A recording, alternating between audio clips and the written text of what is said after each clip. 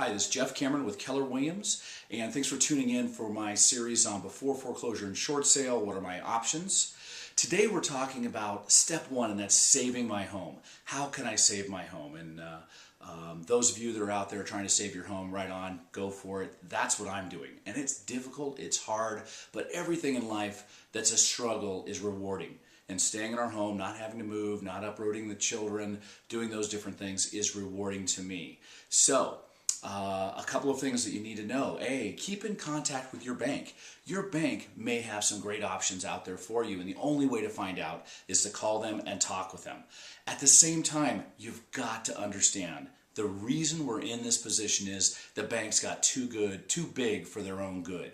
So when you call the bank, talk with people, document what they say.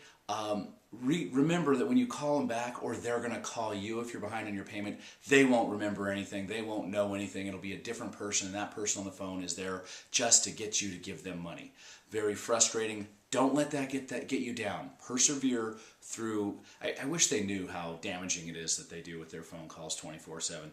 Anyway, what are the steps now?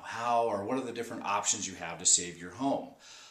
First of all, the most obvious is to reinstate or refinance.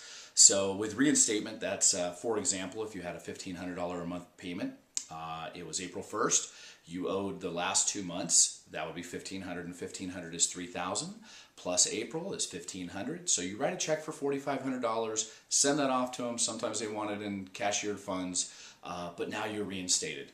You're good on that loan. You're up to date. The other option there is refinance. Now, obviously, if you're behind on your mortgage, refinancing is difficult. There are companies out there that will refinance you with poor credit. They're just looking at income because they know there's a lot of people out here that have good income but poor credit. The other option on refinance is to look to someone close to you, maybe a family member or a close friend that has the ability to refinance for you.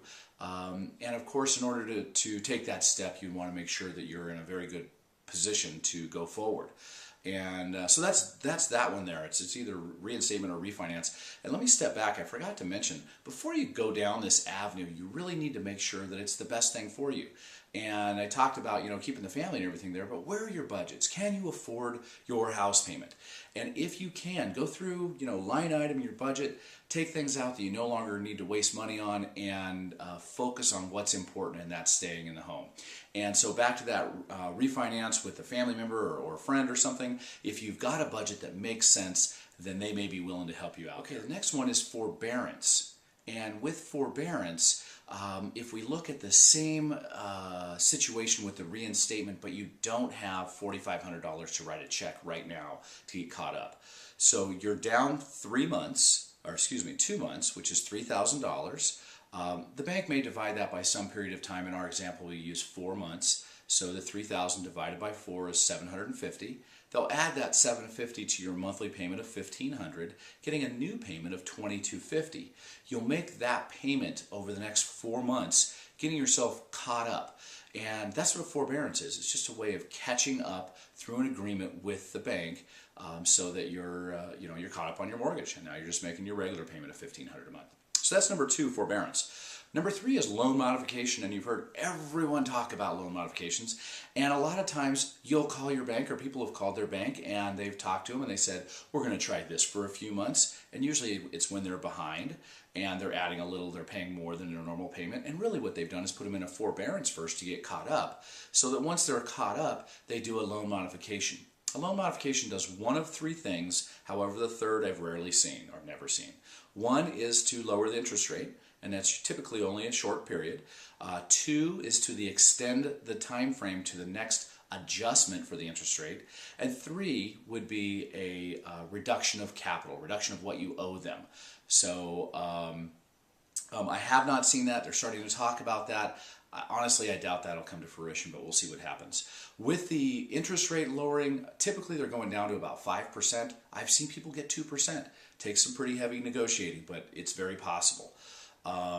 I've seen with the time for extension, adding another 5 years to your loan adjusts again, and then I've seen another 10 years of being interest only until it goes to a fully amortizing loan.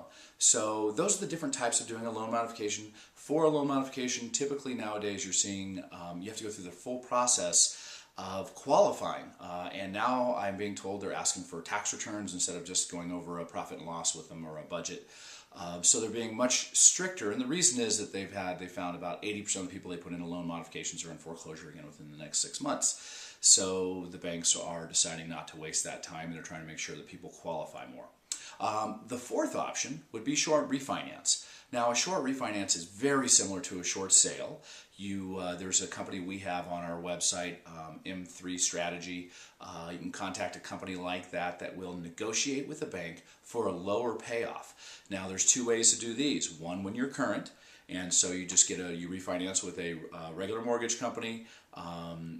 They've negotiated a lower payout. Why would the bank do that? You've got to be threatening to do a short sale, and it's actually netting the bank more than they would on a short sale. So another company is when you're behind on your mortgage, they will refinance you into a new loan, but it's going to be a lot higher interest rate because again they're looking at what kind of income do you have, and whether or not they feel you're a reasonable risk, and they'll negotiate with the bank to take the lower payoff. Now, in both those scenarios, what typically happens is the short refinance company is negotiating somewhere around 80% of loan to value with the bank, and then they're getting you a loan for about 100% of today's value of that home. And that spread is where they're making their profit because they're charging you a minor fee, and it's a lot of work involved. Is it right or wrong? That's for you to decide, not for me. So anyway, I hope that these options help you. There are others out there. If you want to save your home, get under a budget, find a way, ask for help, call me, call people, get involved, and it can happen. It's up to you. What as Henry Ford said, if you think you can or if you think you can't, you're right. So I hope this helped you. If you know anybody else that can help, pass the video on to them.